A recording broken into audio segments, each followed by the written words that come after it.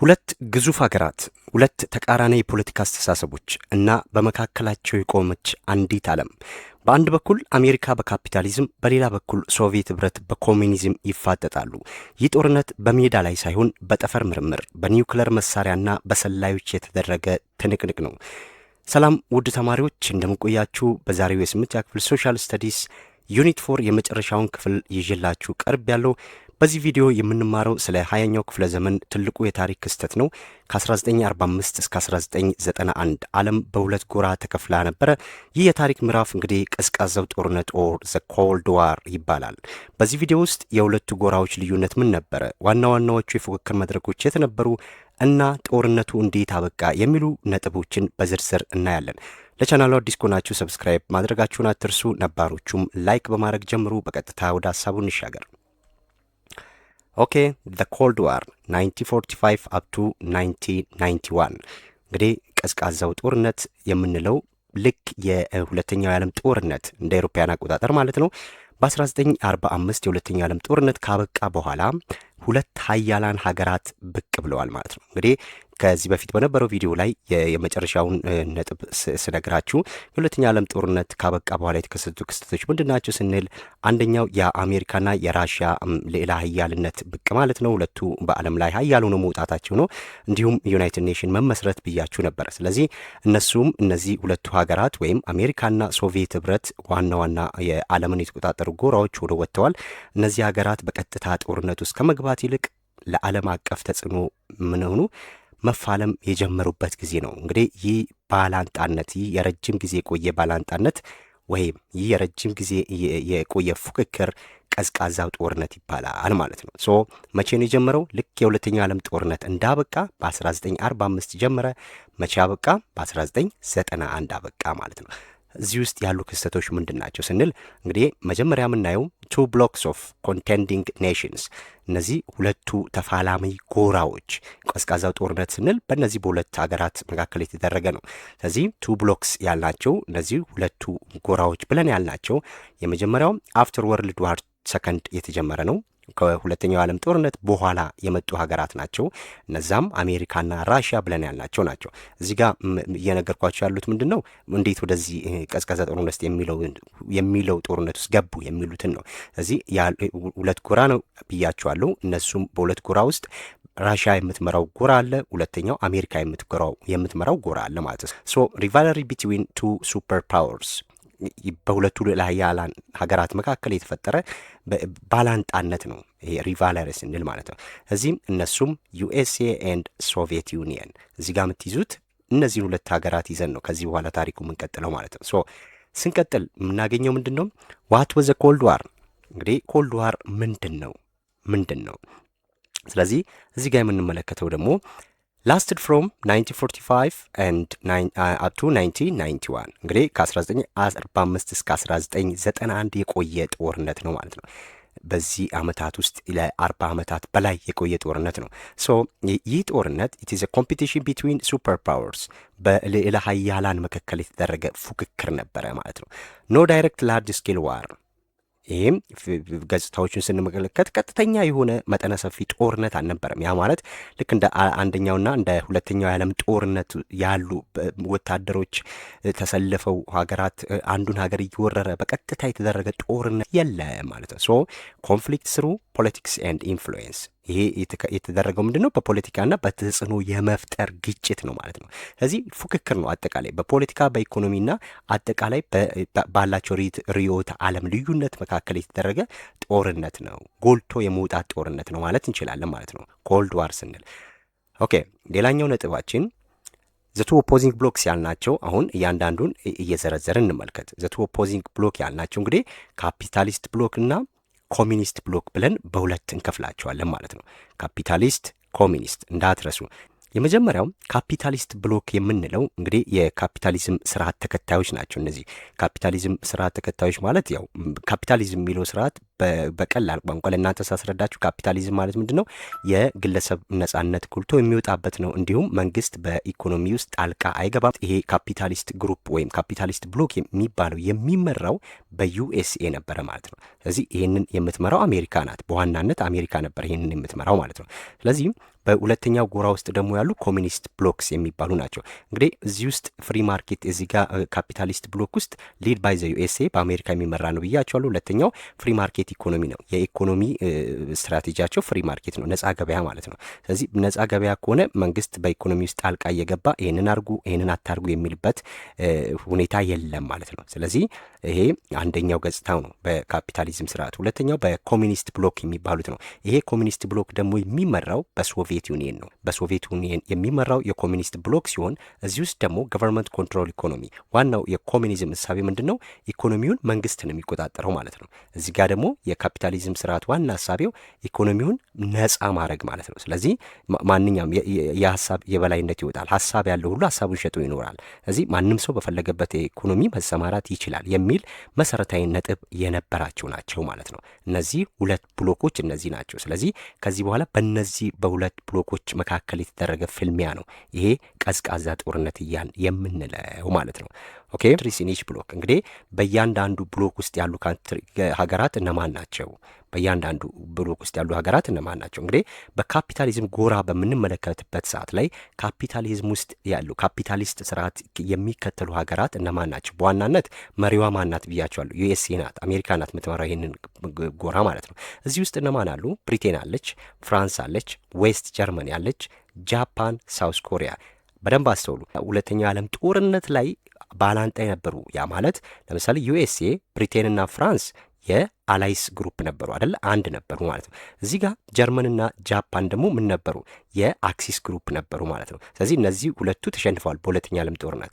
ነገር ግን ከሁለተኛ ዓለም ጦርነት በኋላ አንድ የሆኑበት እሳቤ ምንድን ነው? ይሄ ካፒታሊስት ስርዓት የሚባለው ነው ማለት ነው። ስለዚህ በካፒታሊስት ስርዓት ውስጥ እነዚህ ሀገራት ነበሩ፣ እዚህ ውስጥ እነዚህ ያሉ ማለት ነው። ኮሚኒስት ብሎክ ውስጥ ያሉት ደግሞ በሶቪየት ዩኒየን የሚመራ ነው ብያቸዋለሁ፣ በዩኤስኤስአር ማለት ነው።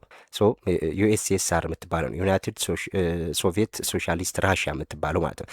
ከዛ ውስጥ ማን አለች? ፖላንድ አለች፣ ኢስተርን ጀርመን ያለች። ጀርመን ሁለት ጎራ ናቸው፣ የምዕራብ ጀርመንና ምስራቅ ጀርመን አንድ ሀገር ሆነው በአይዲዮሎጂ ተለያይተው ሁለት ጎራዎች በሁለት ጎራዎች ተሰልፈዋል ማለት ነው። ኢስተርን ጀርመኒ ዜን ቻይና አለች፣ ኩባ፣ ኖርዝ ኮሪያ፣ ኖርዝ ቪየትናም እነዚህ ሀገራት እዚህ ውስጥ የሚከተቱ ናቸው ማለት ነው። በደንብ አስተውሉ። ስለዚህ ብዙ ሀገራት እንደ ፖለቲካ ስርዓታቸውና እንደ ጥቅማቸው ወገን እንደ ጥቅማቸው መሰረት ወገናቸውን መርጠዋል ማለት ነው እዚህ ውስጥ።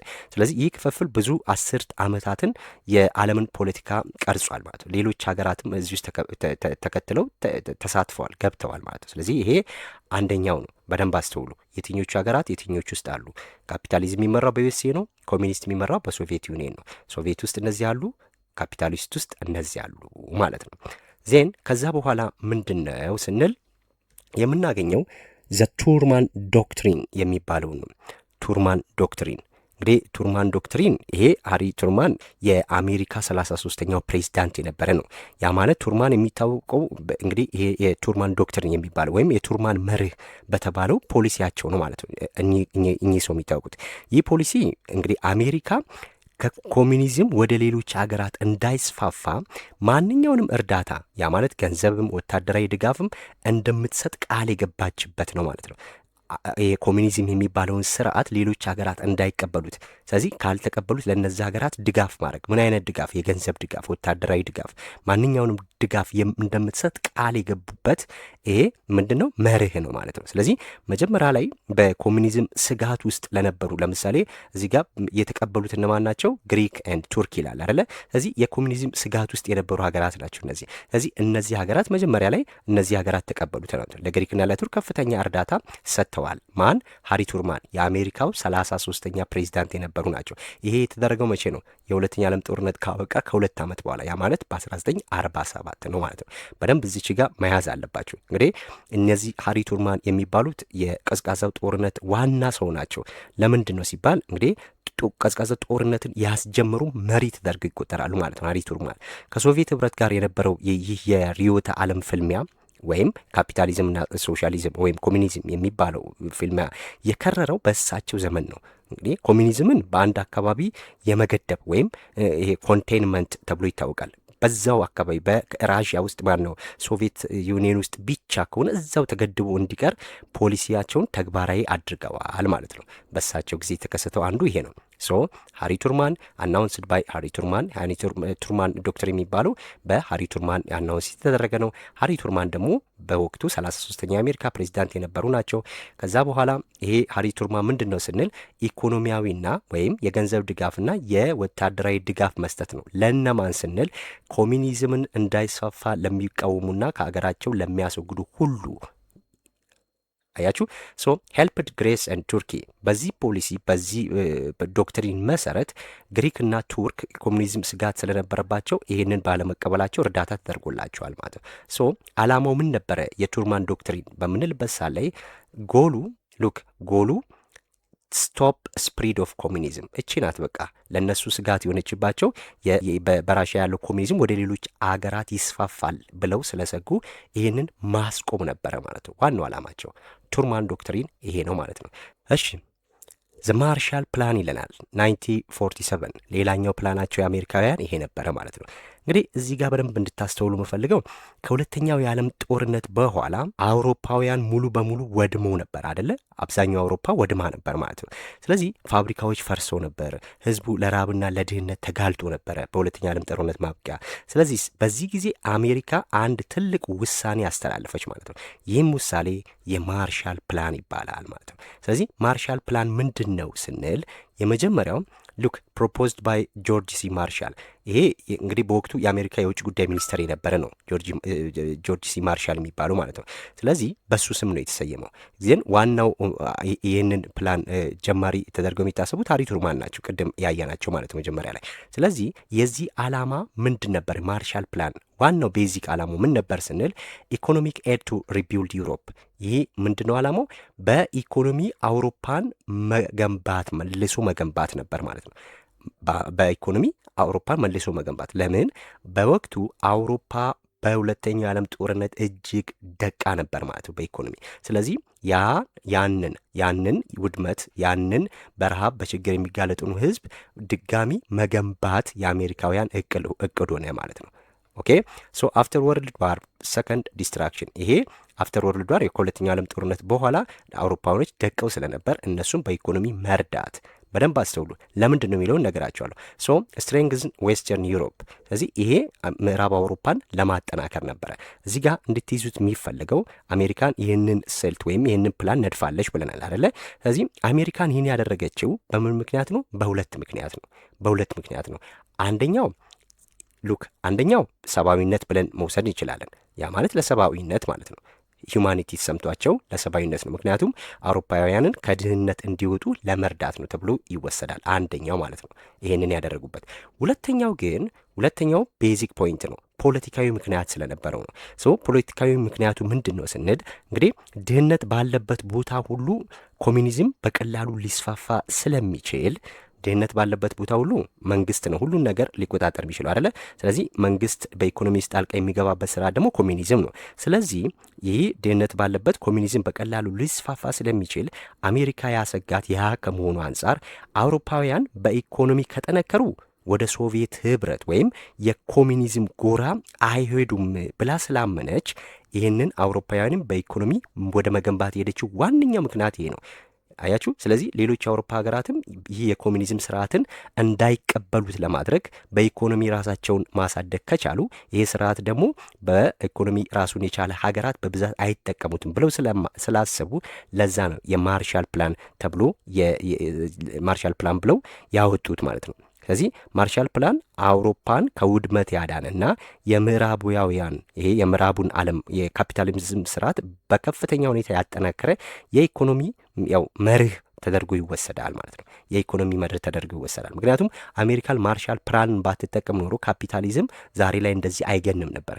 አብዛኞቹ የአውሮፓ ሀገሮች ይህንን ተቀብለውታል ማለት ነው። ማርሻል ፕላንን ከራሽያ ውጭ ሌሎቹ በብዛት ይህን ተቀብለውት የካፒታሊዝም ስርዓትን ተከታይ ሆነዋል ማለት ነው። በደንብ ይህንን ሊገባችሁ ይገባል። እዚች ጋር በደንብ ልታስተውሉ ይገባል። ስለዚህ ሶቪየት ህብረት እንግዲህ ይሄ ሲደረግ ራሽያ ይህንን የማርሻል ፕላንን ስትነድፍ ዝም ብላ አየች ወይ ስንል ዝም ብላ አላየችም። እሷም የራሷን ነገር ፈጠረች። ያ ምንድን ነው የሚለውን እንመልከት።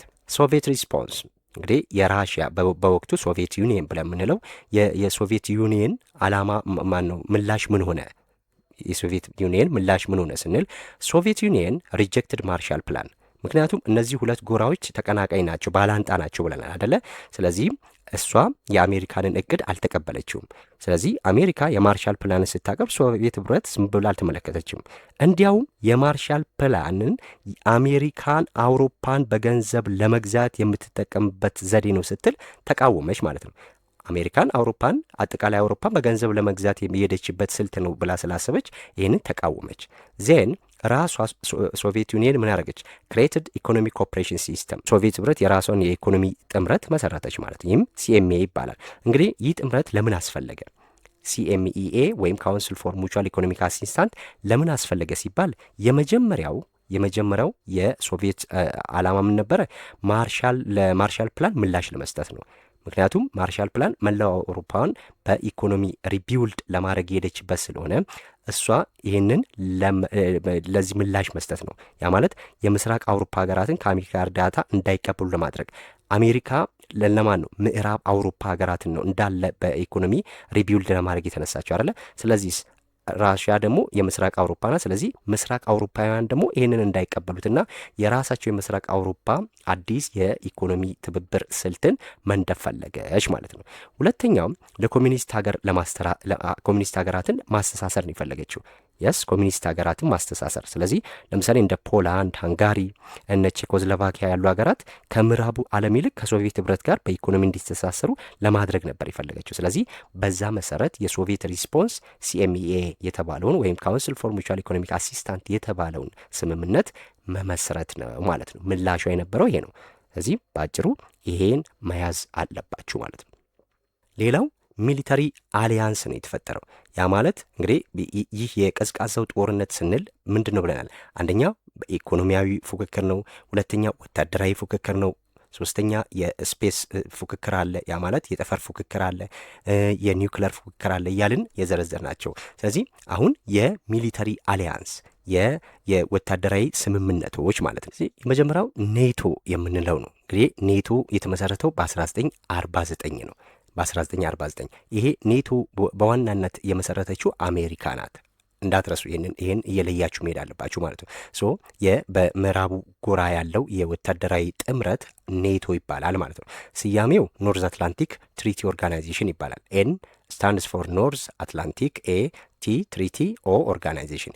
ያ ማለት የሰሜን አትላንቲክ ቃል ኪዳን ድርጅት ማለት ነው። የሰሜን አትላንቲክ ቃል ኪዳን ድርጅት ተብሎ ይጠራል ማለት ነው። እንግዲህ የተመሰረተው በ1949 ነው ብያቸዋለሁ። ይሄ ኔቶ የሚመራው በማን በዋናነት ዩኤስኤ ነው ማለት ነው። በዩኤስኤ ነው። መሪ ሀገሯ እቺ ናት፣ አሜሪካ ናት አነሳሽና መሪ የሆነችው ማለት ነው። እንግዲህ እዚህ ውስጥ እነማን አሉ ስንል አሜሪካ አለች፣ እነ ካናዳ አሉ፣ በአብዛኛው የምዕራብ አውሮፓ ሀገራት አሉ። ለምሳሌ ብሪታንያ፣ ፈረንሳይ እዚህ ውስጥ ይካተታሉ ማለት ነው። ይሄ ለምንድን ነው የተመሰረተው በምንልበት ሰዓት ላይ እንግዲህ ለምን ተመሰረተ ፐርፐዙን በምናይበት ሰዓት ላይ ይሄ ኮሌክቲቭ ዲፌንስ ነው። ኮሌክቲቭ ዲፌንስ ማለት ምንድን ነው? ይህ ማለት የሶቪየት ህብረት የኮሚኒዝም ወደ ምዕራብ አውሮፓ እንዳይስፋፋ የመጀመሪያው ለመግታት ነው። የሶቪየት ህብረትን ወደ ምዕራብ አውሮፓ እንዳይስፋፋ ለመግታት አንድ። ሁለተኛው ከአባል ሀገራቱ መካከል በሶቪየት ህብረት ወይም በሌላ ጠላት ሀገር ወይም በኮሚኒስት ሀገራት ጥቃት ቢደርስባቸው ሁሉም የዚህ የኔቶ አባል ሀገራት እንደተጠቁ ቆጥረው በጋራ ሆኖ ጥቃቱን ለመመከት ነው ማለት ነው። ይሄ የጦር ቃል ኪዳን ስምምነታቸው ኔቶ ይባላል ማለት ነው። በአሜሪካ መሪነት የተቋቋመው። ከዛ በኋላ ሶቪየት ዩኒየንም ቁጭ ብላ አልተመለከተችም። 1949 ኔቶ ከተመሰረተ በኋላ ዋርሶ ፓክት ተብሎ ይባላል። ይሄ በ1955 ራሽያም ደግሞ የራሷን የኮሚኒስት ሚሊታሪ አሊያንስ ፈጠረች ማለት ነው። የኮሚኒስት ሚሊታሪ አሊያንስ ፈጠሩ፣ ዋርሶ ይባላል ማለት ነው። ይሄ ደግሞ እንግዲህ ይሄ ዋርሶ ልክ የምስራቅ አውሮፓ ሀገራትን ያሰባሰበ የጦር ቃል ኪዳን ወይም የጦር ስምምነት ማለት ነው። ዋርሶ የምንለው ማለት ነው። እንዳትረሱ ይሄንን። ስለዚህ አንደኛው ይሄ ነው ዋርሶ የሚባለው። ስለዚህ ይሄም የሚመራው በማን ነው? ሶቪየት ዩኒየን ማለት ነው። በሶቪየት ዩኒየን የሚመራ የዋርሶ ተብሎ የሚጠራው ይሄ ነው። እንግዲህ ሁለቱን ልዩነቶች በምናይበት የዋርሶና የኔቶን ሁኔታ ስናይ ይሄ በ1949 ተመሰረተ፣ ይሄ በ1955 ነው። መሪ ሀገራት ኔቶ አሜሪካ፣ መሪ ሀገራት ዋርሶ ሶቪየት ዩኒየን ናት። እንግዲህ ርዕዮተ ዓለማችሁ ምንድን ነው? ኔቶ ካፒታሊዝም ስርዓት ተከታዮች ናቸው። ዋርሶ ደግሞ የኮሚኒዝም ስርዓት ተከታዮች ናቸው። አካባቢያቸውን በምናይበት ሳት ላይ ኔቶ አብዛኛው በዌስተርን ዩሮፕ ነው ወይም ምዕራብ አውሮፓን የያዘ ነው። ዋርሶ ደግሞ ይሄ ኢስተርን ዩሮፕ ነው። ስለዚህ ኢስተርን ዩሮፕ ነው፣ ይሄ ዌስተርን ዩሮፕ ነው ማለት ነው። ይሄ ልዩነታቸውን እንደዚህ መያዝ ትችላላችሁ ማለት ነው። ስለዚህ በወታደራዊ ፉክክርም የታየበት ነው ይሄኛው ሌላኛው ነጥብ። ኦኬ ከዛ በኋላ ሌላኛው የቀዝቃዛ ጦርነት ክስተት የኒውክለር አርምስ ሬስ። ይሄ ደግሞ የኒውክለር ፉክክር ማለት ነው። የኒውክለር ፍክክር የታየበት ነው። ሶ ኒውክለር እንግዲህ መጀመሪያ የተጠቀመችው ሀገር ኒውክለርን አሜሪካ ናት ብለናል አደለ? ኒውክለርን አሜሪካ ናት ለመጀመሪያ ጊዜ የተጠቀመችው ማለት ነው። ስለዚህ ይሄ ኒውክለር አርም ሬስ ዴቨሎፕመንት ኦፍ ኒውክለር ዊፐን፣ ይሄ የኒውክለር የጦር መሳሪያዎች መመረት የተጀመረበት ጊዜ ነው። ከዚህ በፊት በነበረው ቪዲዮ ላይ አሜሪካ የመጀመሪያውን ቦምብ የአቶሚክ ቦምብ ኒውክለር ማን ነው ሂሮሺማና ናጋሳኪ ላይ እንደጣለች አይተናል አደለ? ስለዚህ ሂሮሺማና ናጋሳኪ ላይ እንደጣለች አይተናል። ስለዚህ መጀመሪያ ጊዜ አሜሪካውያን ይህንን ኒውክለር ቦምብ ተጠቅመዋል ማለት ነው። ፈርስት አቶሚክ ቦምብ ዩኤስኤ 1945 ነው። ከዛ በኋላ ይህንን አየችና ሶቪየት ዩኒየንም በ1949 ኒውክለር ቦምብ ታጠቀች ማለት ነው። ሶቪየት ዩኒየንም ታጠቀች። ፉክክራቸውን በደንብ እያያቸው፣ ስለዚህ አንዷ ያደረገችውን አንዷ ታደረጋለች ማለት ነው። ስለዚህ ሶቪየት ዩኒየን ታጠቀች። ከዛ በኋላ ሌሎች ሀገራትም ኒውክለር ባለቤት ሆኑ ማለት ነው። እንደ ብሪቴን፣ ፍራንስ፣ እንደ ቻይና፣ እንደዚህ ኢራን፣ ኢራቅ ያሉ ሀገሮች አላቸው ተብሎ እስራኤል፣ እነዚህ ሀገራት ማለት ነው። ስለዚህም ይሄን ታጠቀች ማለት ነው። ሌላኛው ፉክክር የነበረው በዚህ በአቶሚክ ቦምብ ነው ማለት ነው። ኦኬ ቀዝቃዛው ጦርነት የዘለቀው እንደዚህ እያለ ነው።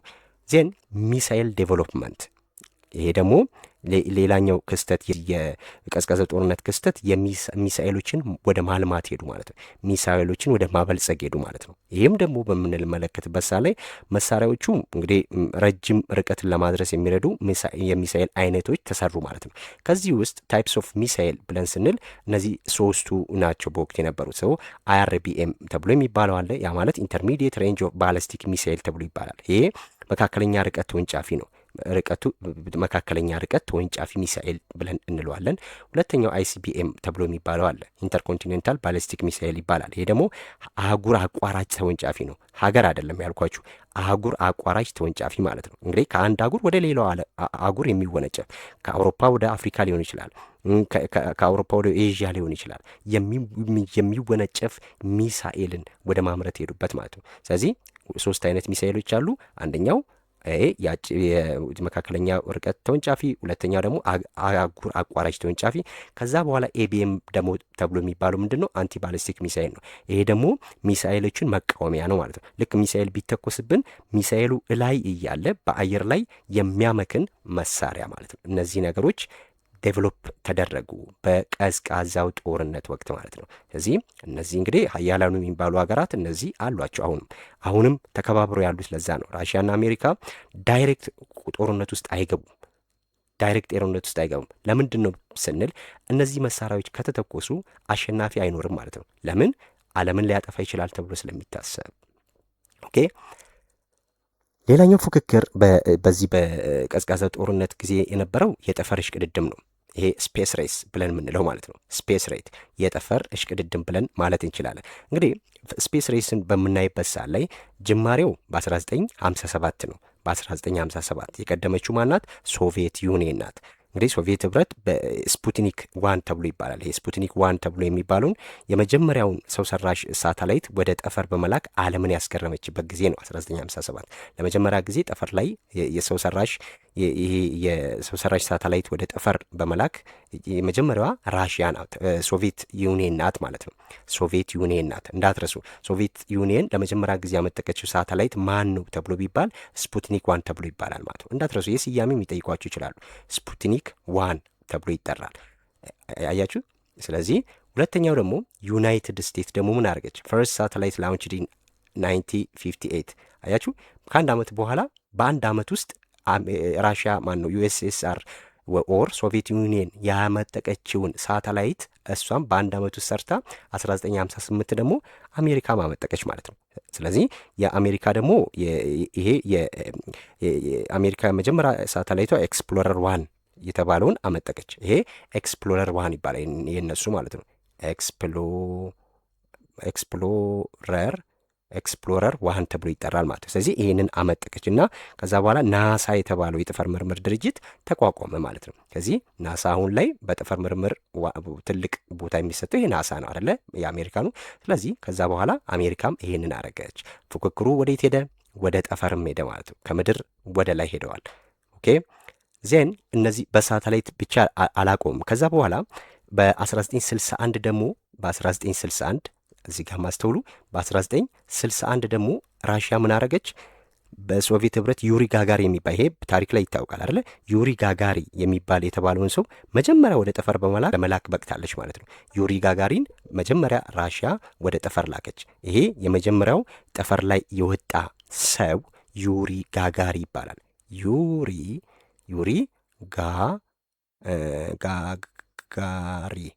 ጋጋሪ ቺንጂ እናርጋት።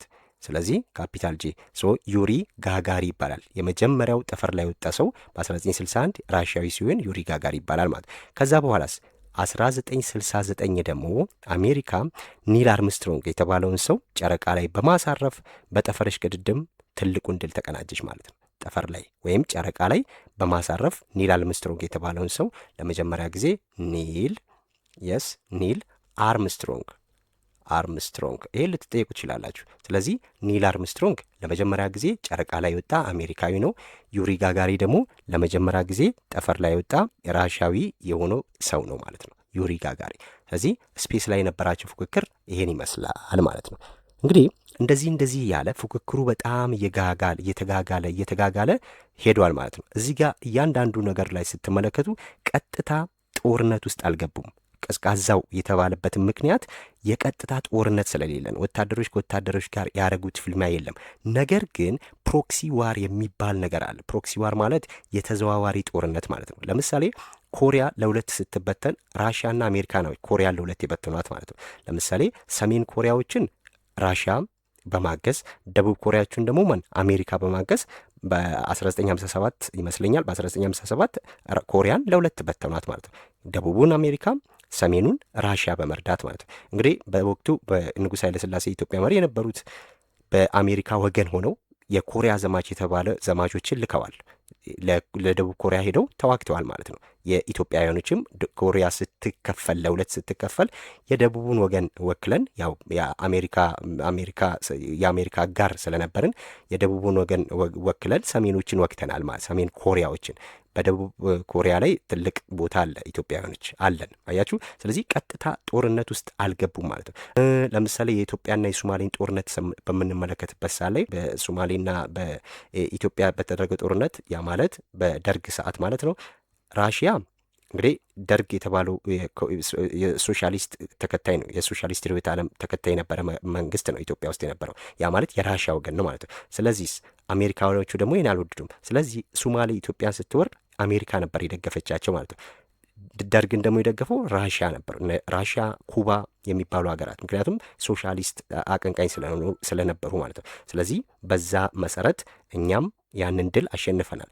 በወቅቱ መሳሪያ ለመግዛት ከአሜሪካ የሰጠነው ገንዘብ አሜሪካ ያንን ርዕዮተ ዓለም ደርግ ስለማይከተል ሳሰጠን ቀርታለች። ብዙ ጊዜ እንደዚህ አይነት አሜሪካ እኛ ላይ እንደዚህ አይነት ነገሮች አድርሳለች ማለት ነው።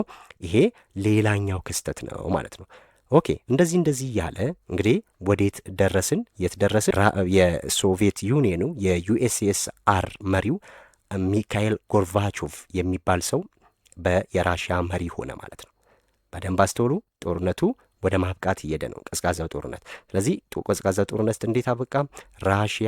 የራሽያ መሪ ሚካኤል ጎርባቾቭ የሚባል ሰው ነበር ማለት ነው። ግኖስት ፖሊሲ የሚባለው በሚካኤል ጎርባቼቭ የሚባል የዩኤስኤስአር መሪ የነበረ ነው በወቅቱ። ስለዚህ ከሱ በፊት የነበረው መሪ ወድቆ ይሄ ሚካኤል ጎርባቼቭ የሚባለው መሪ መጥቷል። ስለዚህ በወቅቱ ራሽያ ስታራመድ የነበረውን የከረረ የኮሚኒዝም ስርዓት እሱ አላላው ማለት ነው። ግላስኖስት የሚባል ፖሊሲ ይዞ መጣ። ፕሬስትሮይካ አይንድ ግላስኖስት የሚባል ግላስኖስት ማለት ነጻነት ማለት ነው። ስለዚህ ነጻነት ለማ ሲባል ለራሽያውያን የመናገር ነጻነታቸው እንዲጠበቅ በወቅቱ ተጨቁኖ የነበሩ ነገሮች ሁሉ ክፍት ሆኑ ማለት ነው። ስለዚህ ክፍት በሆኑ ሰዓት ላይ ምን ሆነ? ሞር ፍሪደም ኦፍ ስፒች የመናገር ነጻነት ሰጠ። ሞር ኦፕን ገቨርንመንት መንግስት ላላ ሆነ፣ ግልጽ ሆነ ማለት ነው። በሚካኤል ጎርባቼቭ በሚባለው መሪ ማለት ነው። ይሄ እንግዲህ የዩኤስኤስአር መሪ የነበረ ነው። ስለዚህ ይሄ ግላስኖስት ፖሊሲ ምንድን ነው ስንል በቃ ፖይንቷ ምንድናት? አንደኛው የመናገር ነጻነት ለህዝብ ተሰጠ። ስለዚህ ራሽያ ውስጥ ሆነው ራሽያ እንግዲህ በወቅቱ ትልቅ ሀገር የነበረች ናት። ከዛ በኋላ ወደ 15 ሀገራት ነው የተከፋፈለችው። ይሄንን ነግራቸዋለሁ። ሶ ትልቅ ሀገር ናት። እዛ ውስጥ ያሉ ሰዎች ተጨቁኖ ነበር በወቅት በነበረው ከሚካኤል ጎርባቼቭ በፊት በነበረው መሪዎች ማለት ነው። ስለዚህ ነጻነታቸው ታፍኗል። ስለዚህ መናገር ይፈልጋሉ፣ ሀሳባቸውን መግለጽ ይፈልጋቸው፣ ራሳቸውን ማስተዳደር ይፈልጋሉ። ስለዚህ ይህንን ግላስኖስት የሚል ፖሊሲ ቀረጸ ማለት ነው። እንዲሁም መልሶ መገንባት ደግሞ የሚባለው የፕሬስትሮይካ የሚባል ፖሊሲ ያለው እሱ እዚህ ውስጥ ስለሌለ ተወዋለሁ። ሶ ግላስኖስት ፖሊሲን በዚህ ትይዛላችሁ። በማን ነው ግላስኖስት ፖሊሲ የተጀመረው ቢባል ሚካኤል ጎርባቼቭ የሚባል ዩኤስኤስአር መሪ ነው ማለት ነው። ይህን ፖሊሲ ከተከተለ በኋላ ነው ከአሜሪካን ጋር ግንኙነት መመስረት የጀመሩት ማለት ነው። ማናማ ሶቪየት ዩኒየን ኤንድ አሜሪካ ምን ሆኑ? ኢንድ ኦፍ ዘ ኮልድ ዋር የሁለተኛ የቀዝቃዛው ጦርነት ማብቃት ላይ መጣን ማለት ነው። እንግዲህ ከከፍተኛ ፍጥጫ በኋላ በ1980ዎቹ አጋማሽ አካባቢ ነው ነገሮች መለወጥ የጀመሩት ማለት ነው። ስለዚህ እንዴት ተለወጡ ስንል ሉክ ሚቲንግ ቢትዊን ቱ ሊደርስ የሁለት መሪዎች ግንኙነት ተፈጠረ። መሪዎቹ እነማን ናቸው ስንል የአሜሪካው ፕሬዚዳንት ሮናልድ ሬገን የሚባለው የአሜሪካው ፕሬዚዳንት ሮናልድ ሬገን ይሄ የምትመለከቱት ማለት ነው። ሮናልድ ሬገን እና የዩኤስኤስአሩ መሪ ሚካኤል ጎርባቼቭ ይሄ ማለት ነው። ስለዚህ ሚካኤል ጎርባቼቭ እነዚህ ሁለት ሰዎች ምን መሆን ጀመሩ? መነጋገር ጀመሩ ማለት ነው። ስለዚህ ሲነጋገሩ ስምምነታቸው ምን ላይ ነበር ስንል የመጀመሪያው ኢኮኖሚክ ኤንድ ፖለቲካል ሪፎርም ነው። ያ ማለት የኢኮኖሚና የፖለቲካ ታድሶ ማድረግ ማለት ነው፣ ሪፎርም ማድረግ። ስለዚህ በኢኮኖሚም በፖለቲካም ስምምነት። ዋናው ስምምነታቸው የነበረው ግን የኒውክሌር መሳሪያዎችን ለመቀነስ ተስማሙ ማለት ነው። ለኒውክሌር መሳሪያዎችን ለመቀነስ ተስማሙ። በዚህ መሰረት ቅድም ብያቸዋለሁ፣ ሚካኤል ጎርባቼቭ ለህዝቡ ነጻነት ሰጥቷል አደለ? ለውጡ ምን ሆነ? በዚህ የተነሳ በሶቪየት ህብረት ውስጥ አዳዲስ የነጻነት የማሻሻያ ፖሊሲዎችን ግላስኖስት የሚባለውና ፐሬስትሮይካ የሚባሉት ሁለት ፖሊሲዎች በራሲያ በዩኤስኤስአር ላይ መተግበር ጀመሩ ማለት ነው። ስለዚህ እነዚህ ነገሮች የነበረውን ውጥረት ወደ ማላላት ሄዱ። ስለዚህ እዚህ ጋር የምትጠየቁት ምንድን ነው? ዋናው ነጥብ እዚህ ጋር ምንድን ነው? ይሄ የቀዝቃዛው ጦርነት ማብቃት ምክንያት የሆኑ ሁለት መሪዎች እነማን ናቸው ሲባል አንደኛው ሮናልድ ሬገን፣ ሁለተኛው ሚካኤል ጎርባቼቭ። ሮናልድ ሬገን የሚባለው 40ኛው የአሜሪካ ፕሬዚዳንት ነው። ፖርቲዚ 40ኛው የአሜሪካ ፕሬዚዳንት ማለት ነው። እንዳትረሱ ይሄንን ሮናልድ ሬገን። ከዛ በኋላ ሚካኤል ጎርባቼቭ ማለት ነው። ዜን በእነዚህ ሁለት ሰዎች መሰረት ምን ሆነ? የቀዝቃዛ ጦርነት ረገበ ማለት ነው። ከዛ በኋላ ኢንድ ኦፍ ዘ ኮልድ ዋር ሙሉ በሙሉ ቀዝቃዛው ጦርነት ያበቃው ምን ሲሆን ነው ስንል በ1991 ነው ያበቃው አላልንም? ስለዚህ በ1991 አበቃ። በዚህ የመጨረሻው ጦርነት ማብቃት ላይ ምን ነገሮች ተከሰቱ ስንል ሶቪየት ዩኒየን የምትባለው ሀገር ተበታተነች።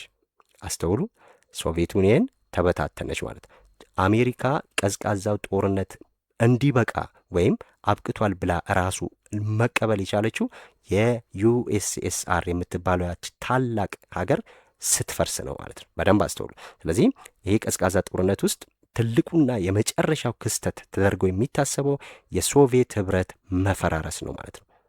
የሶቪየት ህብረት መፈራረስ ነው። መቼ ነው የተከሰተው? በ1991 እንደ ኤሮፓያን አቆጣጠር ማለት ነው። ይሄ በይፋ የፈረሰበት ነው። ከዚህ በኋላ ሶቪየት ህብረት የምትባል ግዙፍ ሀገር ጠፍታ ወደ 15 ትንንሽ ሀገራት ተከፈለች ማለት ነው። ወደ 15 ሀገራት ተከፈለች። እንግዲህ እዚህ ጋር እነዚህ ሀገራት እነማን ናቸው ስንል አሁን ላይ የሚታወቁ ኢስቶኒያ፣ ይሄ እንግዲህ ባልቲክ ሀገራት የሚባሉት ማለት ነው። እነዚህ ሀገራት ውስጥ በአውሮፓ አቅጣጫ የሚገኙና መጀመሪያ ከራሽያ ለመውጣት ነጻነታቸውን ያወጁ ናቸው። ለምንድን ነው የተበታተኑ ስንል ቅድም ይሄ ግላስኖስት ፖሊሲ ብለን የለ ሚካኤል ጎርባቼቭ ለህዝቡ ነጻነት ሰጠ። ለህዝቡ ነጻነት በሚሰጥበት ሰዓት ላይ ህዝቡ እኛ መገንጠል እንፈልጋለን ከራሽያ እያሉ ምን ሆኑ? ከዩኤስኤስአር እያሉ ሁሉም ተበተኑ ማለት ነው። ስለዚህ ኢስቶኒያ ወጣች፣ ላቲቪያ፣ ሊቱዌኒያ፣ እነዚህ ሀገራት የባልቲክ ሀገራት የሚባሉት ማለት ነው። እንዲሁም ምስራቅ አውሮፓ ሀገራት የሚባሉት ሩሲያ፣ ብቻዋን ቀረች።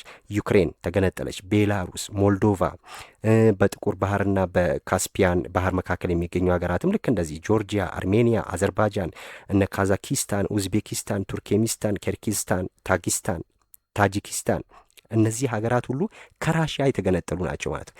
እነዚህ 15 ሀገራት አንድ ሆኖ ቢሆን ኖሮ አሁን ላይ ራሽያ ምን ያህል ሀያል ልትሆን እንደሚችል ማሰብ አይከብድም ማለት ነው። ስለዚህ በደንብ እዚህ ጋር እንድትይዙልኝ የምፈልገው የኮልድ ዋር ማብቂያው ፍጻሜው ምን ክስተቶች አመጣ ስንል የመጀመሪያው የራሽያ መበታተን ነው። ወደ 15 ትንንሽ ሀገራት ተከፈለች ማለት ነው። ከዛ ውስጥ ትልቅ የምትባለው ራሽያ ናት። ራሽያ አሁን ያለችው ማለት ነው። ይሄ አንደኛው ነው።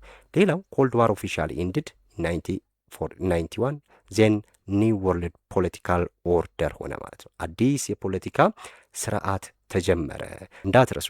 ይህን ይመስላል ያዘጋጀውላችሁ የመጨረሻው የዩኒት 4 ቪዲዮ ይሄ ነው ማለት ነው። በቀጣይ በዩኒት 5 ነው የምንገናኘው። ሀሳብ አስተያየት፣ ጥያቄ ካለ በኮሜንት አስቀምጡልኝ። ላይክ፣ ሼር፣ ሰብስክራይብ ማድረግ አትርሱ። በቀጣይ እስከምንገናኝ ባይ ባይ።